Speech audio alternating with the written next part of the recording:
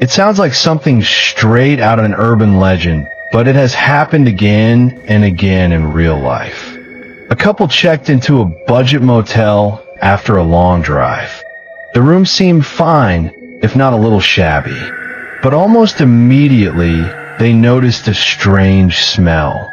At first, they assumed it was the air conditioning, maybe some mildew in the vents. That night, the odor grew stronger. By morning, it was nearly unbearable. Still, they brushed it off, blaming it on poor cleaning. But the smell only worsened, and when housekeeping was finally called in, the true horror was discovered.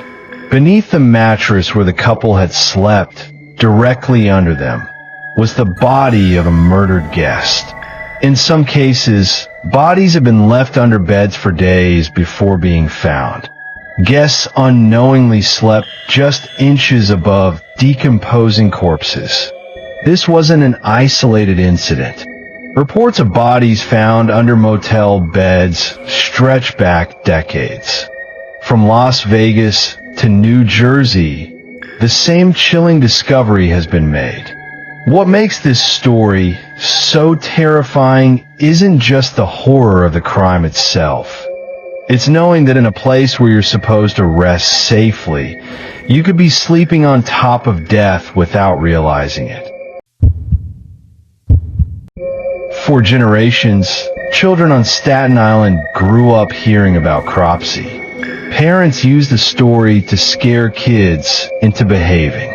They were told he was a boogeyman who lurked in the woods, waiting to snatch them away. Most thought it was just a scary tale, until the disappearances began.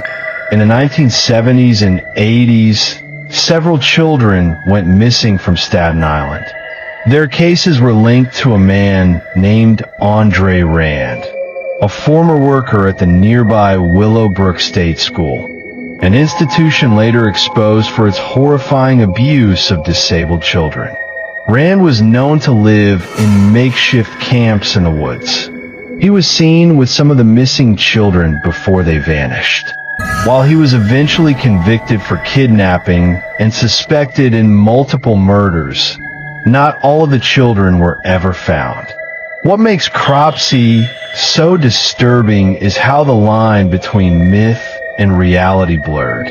What started as a simple urban legend to frighten kids turned into a living nightmare when a real predator emerged from the shadows of Staten Island's forests.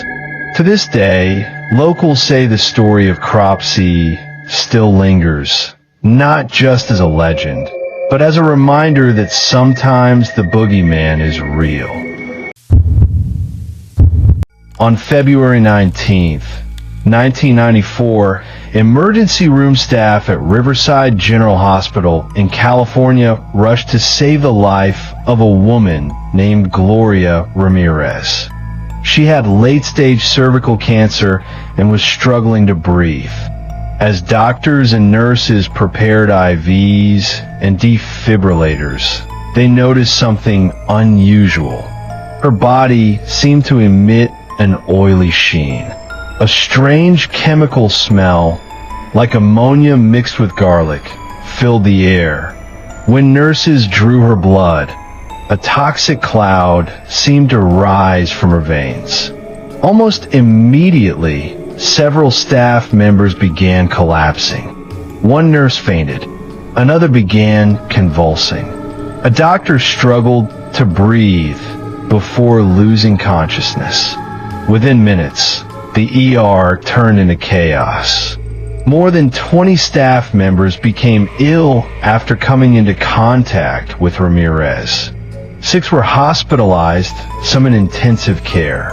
The media dubbed her the Toxic Lady. To this day, the exact cause of what happened remains controversial. Some believe her cancer treatment, combined with household chemicals in her body, created a lethal reaction. Others suggest mass hysteria. But the facts remain. One woman's body caused an entire emergency room to collapse. For those who were there that night, It was like something out of a nightmare, a human body that had somehow become a weapon. The classic horror movie scenario, a babysitter alone at night, the phone ringing with a sinister voice, is based on true crimes that horrified families in the 1960s and 70s. In one well-documented case, a teenage babysitter was caring for children when she began receiving anonymous phone calls. Each time she answered, the same chilling question was asked. "Have you checked the children?" At first, she thought it was a prank, but the calls continued, growing more menacing. Frightened, she phoned the police.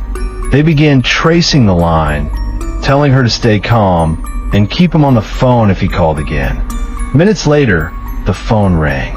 She picked up, and the voice whispered again, "I can see you." The police suddenly called back, their voices urgent. "Get out of the house now."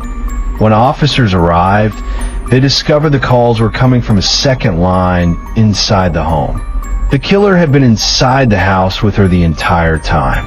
Some versions of this case end with the babysitter murdered. Others involve the children being killed upstairs. Either way, the horror was real. So much so that it became the inspiration for countless movies, including When a Stranger Calls. It's a reminder that sometimes the scariest place isn't outside. It's already inside your own home. In 2011, Latoya Ammons and her 3 children moved into a rental home in Gary, Indiana. Almost immediately, strange things began happening. Flies swarmed the porch in the dead of winter. Heavy footsteps echoed through the house when no one was there. Shadowy figures appeared at night. But soon, things turned violent. Her children began convulsing, levitating, and speaking in deep, unnatural voices. One child was reported to walk backward up a wall in front of nurses and social workers.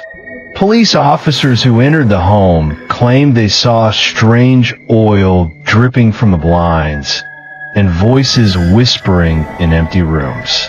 The case gained national attention. A priest was brought in to perform multiple exorcisms on the family. The house was eventually deemed so haunted that it was sold and later demolished by the new owner, none other than Zach Bagans of Ghost Adventures. Even skeptics admitted there were things about the case that couldn't be explained. Police reports and medical records back up much of what happened. The Demon House remains one of the most documented paranormal cases in modern history. And for the Ammons family, it was more than just a haunting. It was a nightmare that consumed their lives. From motel beds hiding corpses to legends that turn out to be real, to demonic infestations in ordinary homes. These stories remind us of one chilling truth. Horror doesn't just exist in movies. It exists all around us. And sometimes the most terrifying stories are the ones that actually happened.